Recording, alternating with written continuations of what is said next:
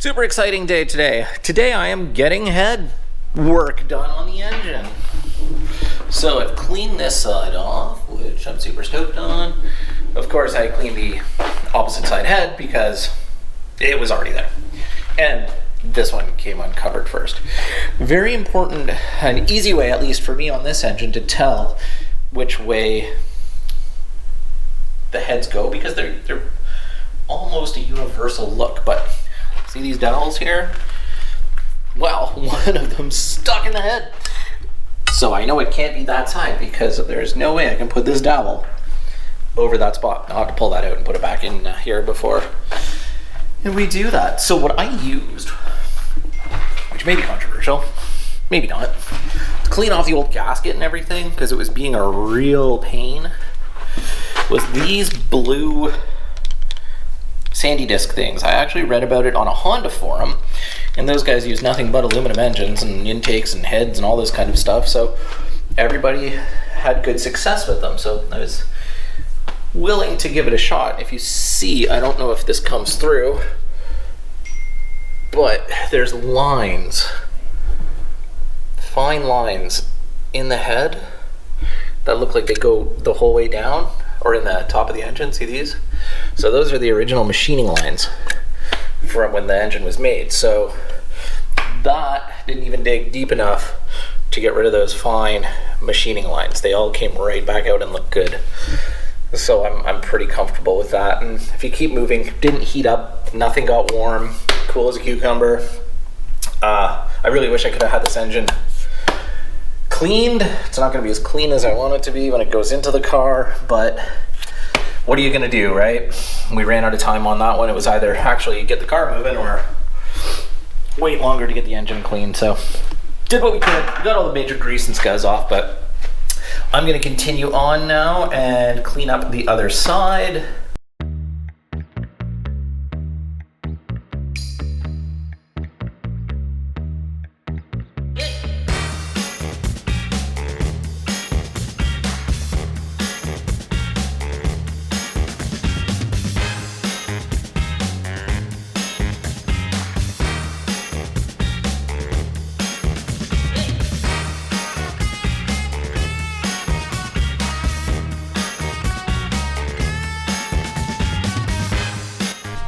Alright, now we're doing head bolts, head on, looking good.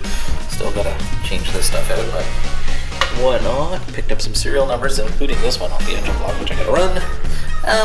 So yeah, very different in how to do these. So two different sizes of bolts on this engine. There are your regular head bolt size ones, and then the little ones up top, smaller.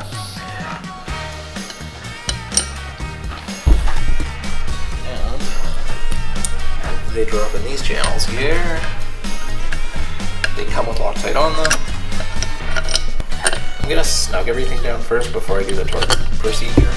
But it's basically the 1, 2, 3, 4, 5, 6, 7, 8, 9, 10. Do one round of 22 foot-pounds, 2 rounds of 90 degrees, and then you do these after, which is weird to me, but we'll see. That's what they say to do. So first things first, where did I put all my tools? Let's just run these down gently. I just want to seat them because I can't finger tighten them because of the Loctite.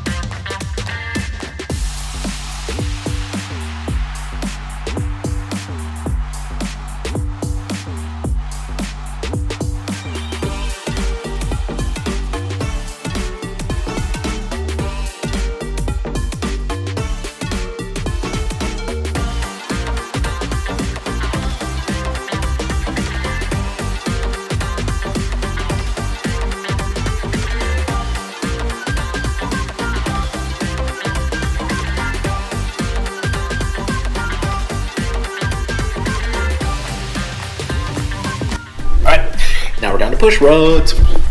So these are brand new Brian Tooley push rods that we got. You can see, I don't think you can see. Whoa, hit the camera. Oh, there you go. Right through them. Look at how nice that is. I'm just going to put a bit of assembly grease on the ends. Why? Why not?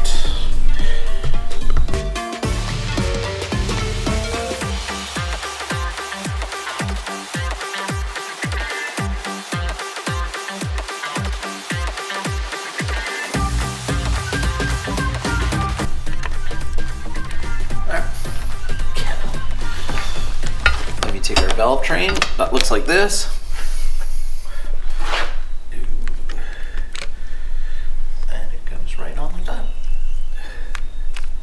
This valve train will get cleaned out.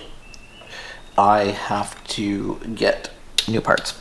There's something that I didn't get that I want to, and then that will be what solidifies it for us.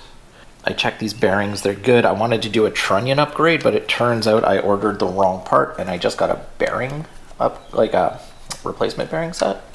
And I don't want to replace all the bearings. I'd like to do the trunnions. But we're going to make sure this gets covered in a good oil.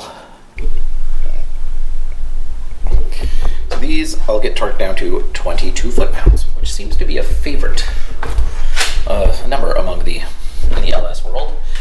One thing I am making sure of though is that these are all sitting straight when I torque them down. So you don't want them off to the side or anything like that. You want them to be riding as best as possible.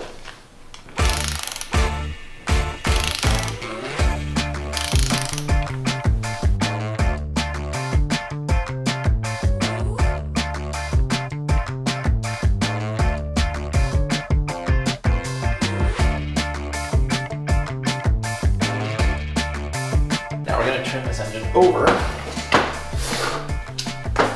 and make sure we're set up okay.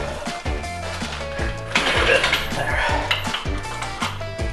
My engine turning over machine here. Anybody else hear compression? First person mode.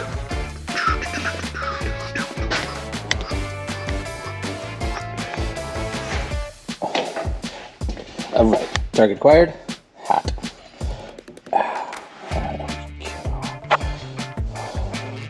Alright, since we never get enough head work done at one time, I'm back on it for the second week. I'm cleaning, heads are on, then I came back off and went back on again. This side is cleaned up because I'm being impatient. I guess I could get more of this scuzz off, man. Anyway, and I am going to bolt a little something on in a minute here and see how things are looking. So, I don't know if we've ever given a full breakdown, but it's a L33 5.3. It's out of a Yukon. This one's the all aluminum one with the Junkyard LS World sought after $799 heads. I like it. It's a nice little engine. We're not doing boost or anything like that, so this is a pretty just general rebuild. I don't know that we would want boost. We'll figure that out down the road. There's always time. So I'm going to finish cleaning these. I'm just cleaning up the exhaust ports, exhaust ports and everything. You can see there's old everything on here.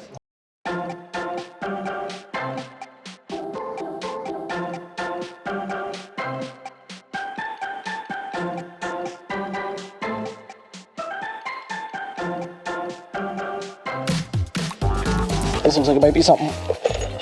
Not something. Alright, we're going to take these two. Back into first person mode. Let's go and see. Oh, look. It's the blue truck and Jean Claude. Hopefully we'll be seeing a transformation on the blue truck soon, too.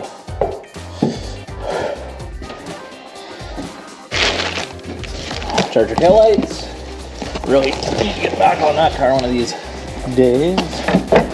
All right, and haha.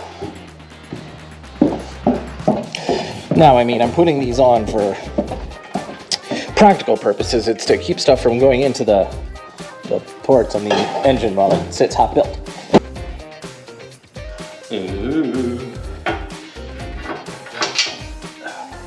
So we probably told this story a million times on this channel already, but when our father retired, he bought a 2010 Camaro for his gift to himself for retiring. And he wanted to change up the exhaust, so he got the set of long tube headers. The long tube headers ended up being way too loud, and it was back like, we had no idea about tuning or anything like that, and it immediately just threw engine codes, right? Being that it was a new car, he was concerned that it would void any kind of warranty that came with the car, justifiably, right? So found out that a set of block huggers, because you could keep basically your downpipe back, worked fine. Even though this does have 2 provisions for O2 sensors. So worked great for us because we're going to run a wideband and an O2. And I don't know if you've been watching on the other side of things, we are hoping, saving our shekels so we can buy a Terminator X for that. Because we're very new to this swap idea, and yeah, we're not comfortable with the wiring process yet, or creating our own wiring harness. So we're going to go with the Terminator X so we can actually get this to run. I'm waiting on a gasket set, that's why it's taking this extra bit of time, and then we're going to button this thing all up and go from there. We'll have ourselves something fun to play with. Okay, so now we've moved on to one of the last pieces to really take apart and fix up. It's the intake. She's very dirty with this. It's got like mud or something on it. So we're gonna pull it all apart and see what we're dealing with here. Take off the, it's got a drive-by-wire throttle body on it. I want to desperately go to drive-by cable, so hopefully we can find one of those. I took the clips off of the injectors on this side. Just got to pop a couple little bolts out here, and we can take the whole fuel rail system off and kind of see what we're dealing with. Man, there's so many sensors, and oh, this is vacuum, I guess.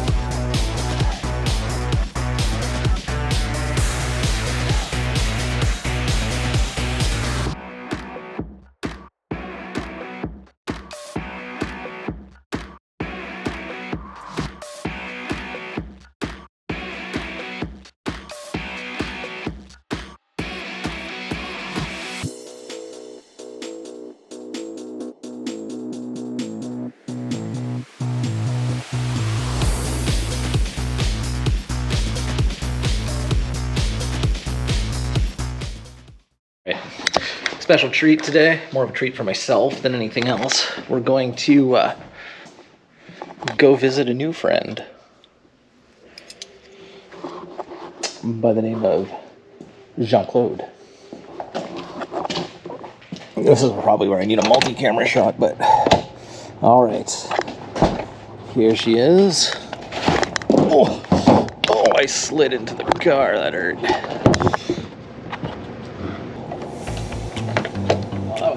Oh. Hi. In I go.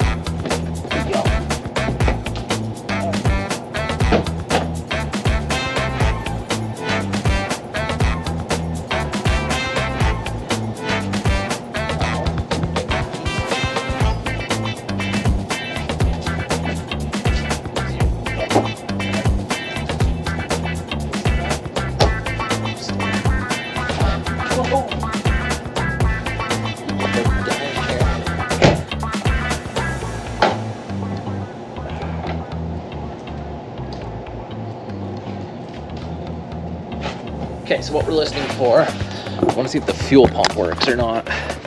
Gonna probably wipe out getting in here again, or out. We'll do our... I hear no fuel pump.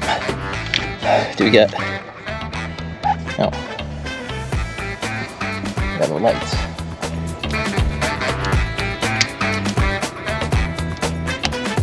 Yeesh, I don't like that.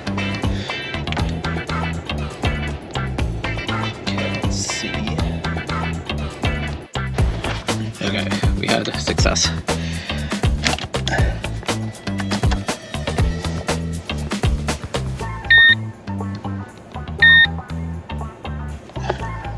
Now this shouldn't do anything. Oh, it did.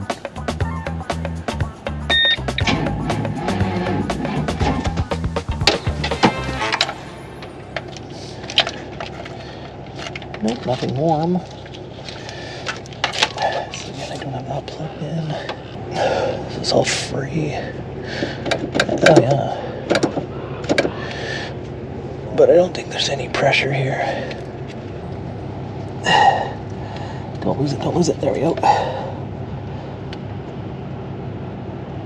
Yep. Absolutely no pressure on the fuel rail. So the pump isn't doing anything. But it has oil. Maybe check that too. Oh yeah, tons. That doesn't look too bad. Alright, that's enough playing with this today. We know we need a new fuel pump, so we'll wait to do that. I'll look up one and go from there.